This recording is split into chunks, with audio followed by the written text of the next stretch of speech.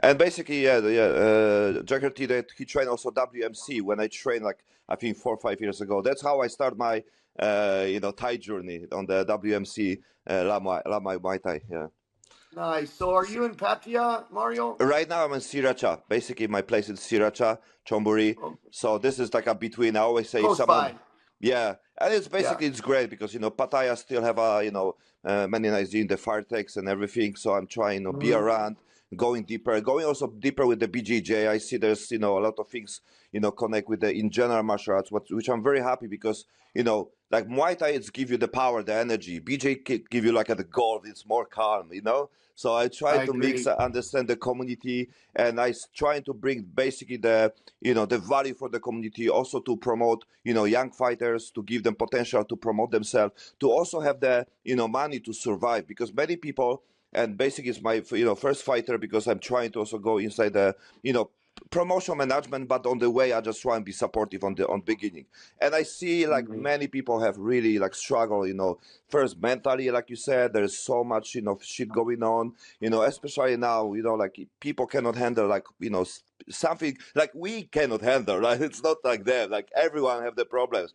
So we just try to find a way through the martial arts. I think this is still the best way. And I always say, like, people say, yeah, it's, many different options. I say martial arts, it's like a default program. You should do it this even if you don't like it or not, because they allowed you to put Right. the time on something, and whatever you choose, you need to have the 1 hour when you put your energy on some activity. So the martial arts is still the best way because you have a people, and we need people. And I'm big fan of the like have one person who you can talk. If you go gym, Mhm. people do it alone. Nobody talk with anybody. People don't, train together. Nobody, everyone headset, sitting and do something and finish. Martial arts, you need to talk with the people. And whatever will be Muay Thai, Right. BJJ is the community. So how is your community there? How is your people there? I mean, your community is great. I see like you support each Yeah. other. You have a great team. And I think it's the big value what you have on your gym. It's awesome. Yeah. I mean, they're a family vibe, and it all comes down from your mentors, who you Hmm. learn from, and who was your guides too, and then you follow in their footsteps. And I mean, I was very lucky to have a mentor like Kriya Tong Sananan, the Krutui. I Hmm. mean, he really taught us like the value of it. Yeah, not drinking, not smoking, no partying, stuff like that. I mean, not that you can have fun and Yep. everything too, but it just doesn't go. It doesn't work well with an athlete to be successful. And another thing too is being able to work together and spar with each other and see the same people all the time, and you have to get along and work with them, so to be a good training partner and things like that too. So I mean, yeah, it's I've been blessed with a good group like that too. So I mean, and Kriya Tong, like I said, was a great mentor. I don't know if you know the story behind him, but he won the Thai lottery in 2004, Mm. gave the money away to the poor. I mean, I can remember when people were. Gosh, I came back to the camp one time, one year, and the coaches had new BMWs and houses, and he helped them up, he helped them out. And I think that one man that's doing that today, that's really kind of carrying, walking in his footstep, is Chatri. Hmm. Yeah. He's really. It's not about the money; it's about his heart, and what he's doing for the community. Yeah, and And it's the story, like basically the everyone need to pass some shit. Like for me, it's I thought before, like, we don't wish anybody to have hard time in life, right? We have a kids, we have a family, we have a younger generation. We don't want to have the bad shit happen. But basically, it's impossible. Like you need to right, it pass, can do it. yeah. You need to pass your journey, and you have many like young people, and like how you like handle, this, the energy, the young energy, the being rebellion sometimes, with your style, like you basically, like you said, like you grow, you change, you become more like a, even mentor on the psychological part, not only like, put the gloves, go ahead, but Mhm. how you handle them. Well, Muay Thai is not for the weak. and it takes a lot of heart. And I think it helps to have a little bit of a spiritual background too, whether it's Buddha, Islam, Christianity, whatever it is. I think that helps, and I think that's kind of the basis of the Y Crew ceremony itself, doing that. And I think that I want to have more people on my team too. I don't want to go in and just be just me against the world almost, Mm-hmm. I like, having a higher power. I'm not going to talk about any one religion or anything, but I think that's important. And what you kind of touched on there with what you said just there a minute ago, Mario, was you got to have discipline, man. You got to have discipline. And sometimes you do things that you don't want to do. What do you do when you don't feel like going to the gym or you Mm-hmm. don't feel like running the 10K in the morning? Well, you do it anyway. Mm-hmm. And then your demeanor gets better, your life gets better, and Mm-hmm. that can relate to anything that you do too in work or whatever. A lot of this stuff, it relates to other things. Like, for instance, I'm involved in some other areas besides Muay Thai too. And I look at it all as martial arts. Mm-hmm. I'm on a competitive shooting team. I shoot with Turn Tactical Innovations. I mean, they're the guys that trained the actors in the John Wick movies. Mm-hmm. Um, I have done quite a bit of IPO dog training, the German dog sport. They used to call it Schutzhund, but now I think they refer to it as IGP. The politics, I don't know. Mm-hmm. But anyway, it's obedience, protection, and tracking, where the dog works the scent and tracking. They work the obedience. They do the retrieves. They do all the off leash healing and everything. And then the protection work, where the dog, you know, grips the decoy in the sleeve and searches out the blinds and fights the bad guy and everything like that. To me, that's all martial arts. I Yep. mean, we're working with a firearm. To me, that's all martial arts and in its deadliest form, really, too. Yep. But that the dog training, and also, I recently I got back into guitar playing. I started playing guitar when I was a 6-year-old kid, and I gave it up for a long time. Of course, I got really deep into Muay Thai. I mean, I was obsessed with it, but still am. But recently I rediscovered the guitar, and I kind of put it down. I went to music school in California. I actually moved, I was a Midwestern kid, a lot of Polish people in the Midwest in Chicago and Indiana, Yeah. where I'm from. And then when I moved to California, I came out here to go to GIT, the Musicians Institute. So I went out here in the 80s too. I was a shredder, heavy metal guitarist mostly. I like Eddie Van Halen, Yngwie Malmsteen, and all the really fast shredding guitar and very precise. And yeah, I loved it. And so I ended up going to music school, and I did pretty well. I played with a local band called Black Sheep in LA, and they end up doing an album on Enigma Records. We played all the clubs, the Troubadour and Gazzari's, and the Whiskey and all those. And then I ended up auditioned for another band, and they got signed to CBS Records, and the whole thing just fell apart, man. Bad management contract, and it just it was a really bad experience. The other guitar player, who was a really close friend of mine too, I went to music school with. He killed himself over the whole thing. He had some issues too, and it just like I just got out of that whole scenario, and being around the drugs and the alcohol all the time too was not a good place for me. So I quit playing the guitar for a long time. And I would only play it. I'd pick it up and play the national anthem before some of the shows, the Muay Thai shows and whatnot.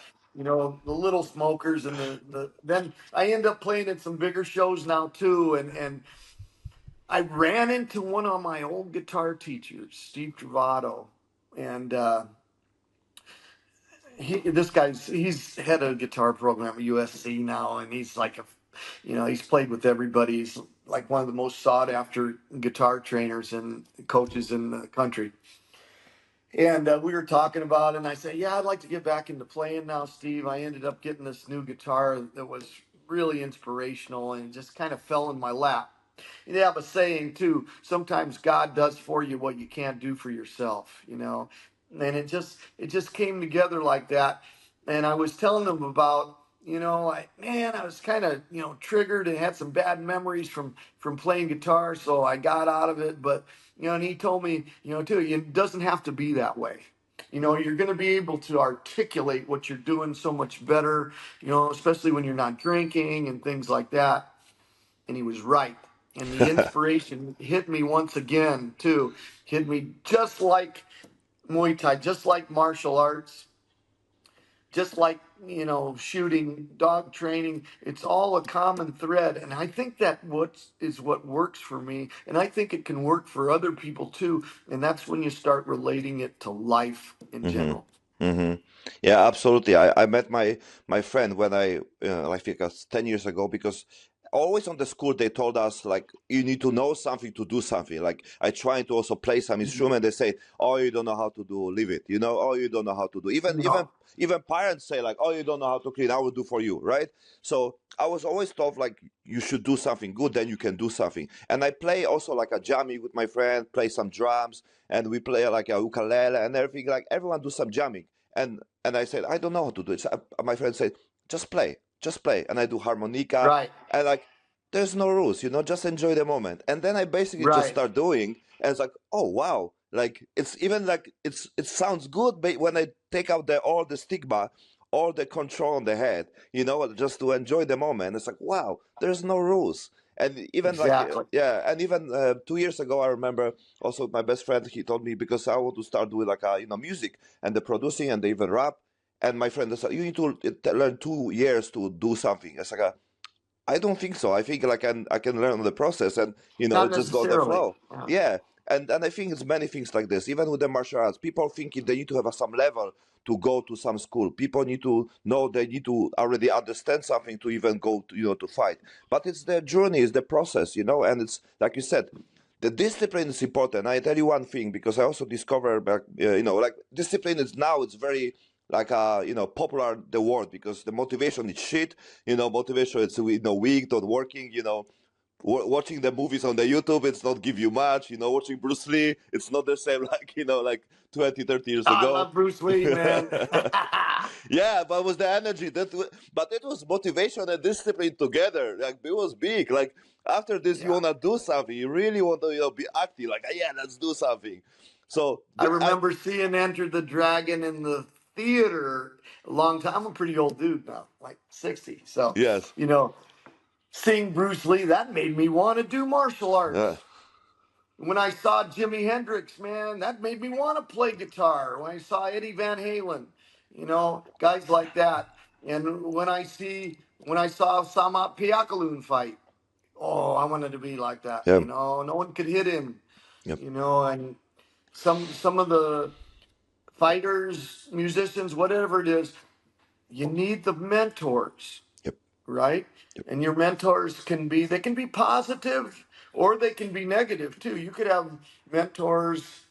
I remember looking up to guys that, you know, were in and out of prison. They were just badasses and, but that's not a good mentor, hmm, right? So, I mean, you can go, depends what path you happen to take, and I hope that you can take a more positive one. yep. And in the side of the mentor, and I think, like you said, the Chatri do a great job, because he basically they take the local heroes and people know them. So it's like we know Bruce Lee, but he was someone on the cloud, like like in general. But if we take like people from the gym, the neighborhood, we can take people from the gym or from the some city when we know them, and it's also more connection. And later, and I think the podcast in general, or like the conversation, or even interview after the fight, it's a great part when people can know them and relate them. It's like, oh my god, like Rotang have also heart, like, oh my god, he have a emotion, oh my god, he have a problems, right? So people see like, oh, Right. it's the same person like me, and I don't need to be like crazy, like hard. I can be also nice guy, at the same time, train, fight, and basically get out from some problems like everyone else. And I think on the part when you are the coach and basically you see young people and everything, like attract more people to this place, attract more people who are similar. They're coming there not to just be number one. They're coming there to get out from the problem every day. And I think many people thinking like, you know this is about the fight. It's like it's not about the fight. It's about us. It's about people. It's about having one person, like you said, even to talk about the life, even to talk about the daily shit, what's going on. The COVID was the hard time for everyone because people disconnect and they don't have Yeah, anybody. Like we talk about the community, but basically, messed up, yeah, fuck you up mentally. Yeah, yeah, if you don't have one person, and the mentor can be good sample because then you have at least someone. I always say it's not about community; it's about one person. If you have a one person who can talk, express yourself, and there's many things people talk now about them, mental, like problems in general. Like even the Paddy Pimblet, he mentioned like his friend, also killed himself, like in 2 days, before the fight and he showed like let's talk, we need to talk about this one, we need to have someone to talk about anything. And sometimes we have people who just call us and hey, want to go out or something, and we're thinking it's just going out, and basically it's the call for the help, what people right. cannot find the way. And like in general, like even you said about discipline, I also think in discipline it's not enough. We need to have someone, we need to have a strategy for this because you tell them, right, but they need to have someone to even to tell them about this one, bro. Wake up, just put the shoes, just come here and everything. And I have my friend right now, I need to just push him, and like I don't care if you like me or not, I need to push him because it's like many people are afraid to do too hard. Like you do it for your fighters, like come on, do it, stand up. But many people are afraid because we are afraid to not hurt someone's feelings. Especially like let's say in Thai people, like you don't want to go too hard with them because the mentality is you don't want to be crazy. But basically, you wish the best for them, so your intention is good. So how you balance to be the asshole trainer coach and to be the good nice friend, because it's like a parent and the friend. Parent, it's not Mhm. always be a friend. You need to be hard. You No, need to take out the emotion, the feelings and everything, and you need to go hard, but with a good intention, with the love, of course. yeah, they called it tough love. Yeah. Yeah. So how you use it, like in general, in life or in with your fighters? Well, with a fighter, I treat them differently than I would a client. And I trained a lot of different type of clients or students, whatever you want to call them. I train a lot of law enforcement now too, and military, Hmm. especially in America. The climate is such, with the police, they're very limited on what they can do and whatnot. So more started to be involved with the martial arts, and you have to, of course, they want to learn jujitsu or restraining type of grappling moves, and that's good. But this is my theory of it too. You also have to learn the striking arts too, because most of the situations on the street is someone's going to strike you with an object or fist punching, something like that. So in order to be able to defend against it, you have to know the mechanics of that and how Mm. to deal with it, and how your reaction might be and your coverage and your moving and your footwork. There's many elements involved. So I work with a lot more of them, and they're great, students. And the ones I've had in here have all been really nice people too. Mm. So that's another thing.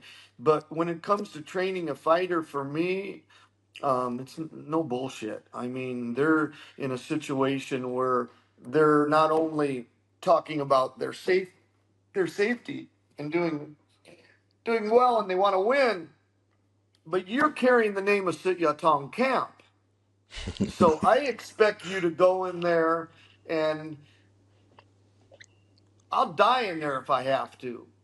That type of mentality.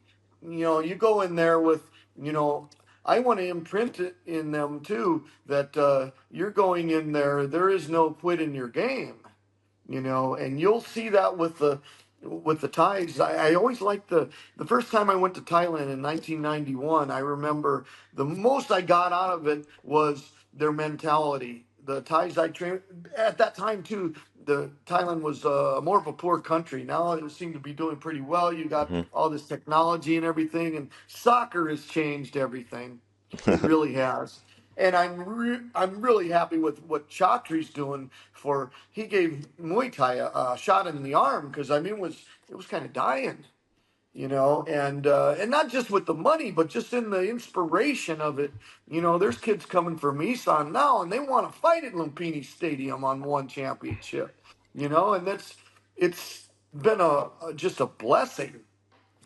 So that is a big deal. But when I train my fighters, you know, I don't, you know, take any shit. I mean, it's much more regimented where you guys, you know, no, you're making weight, you know, and I've kicked people out. I've told them, you know, hey, you know, come on, yeah.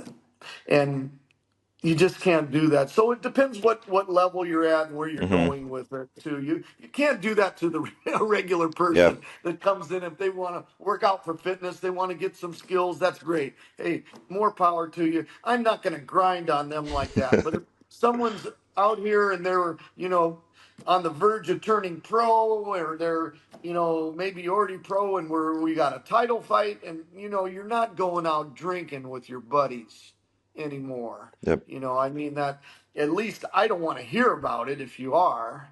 I mean, so that's kind of way that I look at it, and kind of just change gears on different people. What's the difference of the mentality, Americans and the Thai?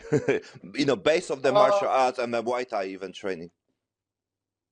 well, for one thing, in America, it's not a job. I mean, there's no way. It'd be very hard to fight full time and survive on that only. You've got to have some sponsors. Most of them are coaches. They're teaching privates. They're doing personal training. They're doing other things. And maybe even some working a side job too, you know. So, I mean, you'll have to do that. Where in Thailand, you're, you know, able to just fight full time and do just that. And the cost of living is a lot less in Thailand, of Mm. course, too. So it's just a different animal. And also, I mean, there's nobody living at our gyms here, and there's no one living in my place, you know, now too. But in Thailand, you got dorms. They live there. They get up. I remember when I was staying in Rayong at Samat's brother Gong Tolani Piakalun was like my mentor when I was in Thailand, and he got a job teaching at this military camp in Rayong called Sa Panajapet, and they were hardcore, man. It was owned by the Thai military. The owner was a general, and man, they used to wake us up. The sun was even coming out, and the like manager would come in there, and he rode a moped when we were all running the 10K early in the morning. It was a durian farm too. You know Yeah, the yeah, yeah, Thai yeah. fruit, Yep, Mario. The absolutely, stinks yeah, real yeah, bad. yeah. And the Rayong is the biggest farm in the durian. Yeah. Yeah, and like I don't know about you, but most of the like us Falongs, man. Oh no, I don't eat durian, bro. No, but it's not my thing. So, but anyway, it was a durian farm, and these guys used to wake us up at 5:30 or earlier in the morning. And you know how they did it? The guy would come into the room in this dorm. We were sleeping in all these like tents. It was like being in the military, and he would just blow a whistle. And we would just like wake up, oh shit, and then go. And there was these trash bins, like garbage cans, plastic things, where our shoes were. And we would grab our shoes, put our shoes on, go, and we start on our run. And then this guy would follow us on a moped that make sure everybody was, you know, keeping a good pace and doing their thing. So one day I'm running. I would run with these same kids every morning too, and they were fun. We got to be really good friends, and uh, crazy fuckers. I mean, they were hardcore, and they were only like maybe 12 years old. And so I'm running with them one day, and sun's starting to come out, starting to get hot. So we're getting like closer to the camp once again, and the pavement, you know, it's getting hot. And the one dude's shoe came off, and it was its beat up shoe, and it came off, and it was dangling around his ankle. So the sole fell off, and he was just running on really a bare foot and one shoe. And we were kind of like looking at him through the side of our eyes, like, what are you gonna do? You know, are you gonna stop or what? We gonna stop for you? And that kid just turned around and he started laughing. He's like, ha ha ha ha, ha, just like a madman. I was like, whoa, this guy was crazy. And that's just the mentality they had, you know, and really, I mean, hardcore discipline too. I remember one kid, he asked me one time to buy him, they had these little round donut things that they'd eat like as a breakfast snack, Mm-hmm. and they dip them in some milk or whatever and eat these little donut holes. And one kid, I remember we finished the run and walking by these little market things, and he was asking me to buy him some donuts. And I was like, you know, I take a little bit of money with me, and I'd buy like a sponsor electrolyte drink or something on the way back, and it's hot as fuck, right? So yeah, sure, I'll buy you a donut, so no problem. Then he asked me, don't tell the trainer, he's asking me in Thai, put my die, put my die, cop. He's telling me, please don't tell the trainer, don't tell the trainer. I'm like, bro, don't worry, I'm not gonna say nothing. This dude must have asked me about half a dozen times. He was really worried that I was going to rat him out. Yeah. And, you know, that was just the mentality that they had. They were so disciplined and just really focused on what they were Mm-hmm. doing. Now, you wouldn't see that in America, right? In America, honestly, ain't what it used to be. I mean, they've really gotten soft over here, and I don't like it. You know, the guys that train with me, the kids that train with me, you know, I run them hard. I'm not mean to them or abusive to them, but you know, I make them work out. You Mm-hmm. know, and they cry. I have one kid that's cried 3 times in my kids. I teach the kids on Monday night. I had one kid cried 3 times on me. You know, he just wanted to quit. I didn't let him quit. I let him cry. I just stood there. He wanted to get a reaction out of me. I didn't say nothing. He's one of my best students now. He's like turned it around. Now he's like, oh, I'm going for it, you know, and he's Mm-hmm. always happy. He's always happy. And, you know, and it's a lot like dog training. Mm. If you have and I'm not comparing people to like dogs, because my wife kind of tripped out on that in the beginning. Don't don't compare people to dogs. Somebody might get mad at you, but I love my dogs, and the psychology can be very similar, especially with fighters because they're animals. Yep. But the thing about it is, you take a dog and you want to have good obedience. You want to have good manners at home and house obedience with a dog, especially a high drive dog like a Belgian Malinois or a German Shepherd. Get them tired a little bit. Throw the ball if you had to, or do some work. Do some bite work with them too. That's another thing too. They train the dogs on how to do bite work, how to do protection work. Now, some people might think, oh, you're training vicious attack dogs or something like that. I don't look at it that way, and the Europeans don't look at it that way too. Mm-hmm. I mean, the Germans and the Dutch trainers I've went with, I mean, that's kind of a normal thing. And it's like a fighter. If you're in the gym and you're doing a lot of sparring and you're hitting the bag and you're hitting pads and you're not going to go out and pick a fight with somebody on the street.